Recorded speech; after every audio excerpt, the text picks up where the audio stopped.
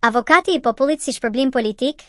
Analizë ligjore mbi kufirin mes pazarit institucional dhe përgjegjësisë penale.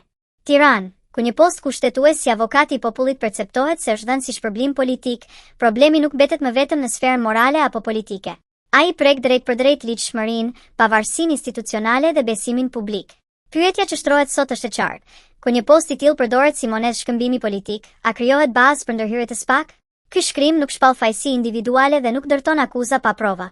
Ai synon të shpjegojë ku edhe si një shpërblim politik mund të kalojë kufirin e etikës dhe të hyjë në territor penal, sipas ligjit shqiptar. Një nga shpërblimi politik të shkelja ligjore.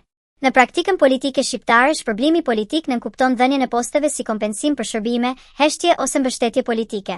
Nëse një emërim deformon procedurën kushtetuese, parapërcaktohet përmes marrëveshjeve të fshehta, shoqërohet me ndikim të paligjshëm mbi votën parlamentare, atëherë nuk jemi më përballë një problemi etik, por një dyshimi serioz ligjor. 2. Pse avokati i popullit është rast kritik? Avokati i popullit ekziston për të mbrojtur qytetarin nga abuzimet e pushtetit. Nëse ky post shndërrohet në instrument shpërblimi politik, krijon varësi ndaj shumicës që emëron, humb autonominë morale dhe funksionale, atëherë funksioni kushtetues cenohet në thelb. Kjo nuk është thjesht çështje perceptimi, është problem struktural i shtetit të së drejtës. 3. Kur shpërblimi politik merr për masa penale? Nenet orientuese. Pa paragjykuar raste konkrete, përgjegjësia penale mund të lindë vetëm nëse ekzistojnë prova të qarta se procesi i zgjedhjes është ndikuar nga veprimet e ndaluara si ushtrimi i ndikimit të paligjshëm, kodi penal, neni 245-1, ndikim mbi vendimmarrje në këmbim përfitimesh. Korrupsioni aktiv pasiv, nenet 244-245, favore politike apo materiale të lidhura drejt për drejt me emërimin. Shpërdorimi i detyrës, neni 248, përdorimi i kompetencave publike në kundërshtim me ligjin për të prodhuar një rezultat të paracaktuar.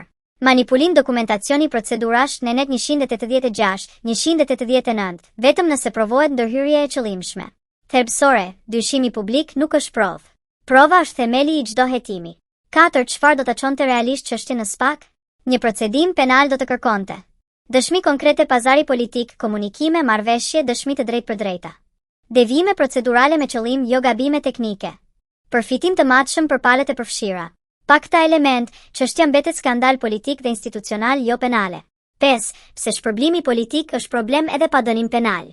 Edhe në mungesë të provave penale, institucioni humb besueshmërinë. Qytetari humb një mekanizëm mbrojtës. Parlamenti reduktohet në arenë kompromisesh, jo kontrolli. Standardet evropiane kërkojnë jo vetëm ligjshmëri formale, por pavarësi reale dhe të perceptueshme. 6. Përfundim. Po, nëse provohet se posti është dhënë si shpërblim politik përmes ndikimit të paligjshëm, korrupsionit apo shpërdorimit, SPAK ka kompetencë të plotë. Jo, pa prova nuk ka çështje penale, por ka krizë të thellë morali dhe besimi institucional. Në një demokraci funksionale, postet kushtetuese nuk përdoren si monedhë shkëmbimi. Nëse kjo ka ndodhur, drejtësia duhet të flasë. Nëse jo, politika duhet të mbajë përgjegjësi morale dhe institucionale. Të dyja nuk mund të mungojnë pa e cenuar rënd shtetin e së drejtës.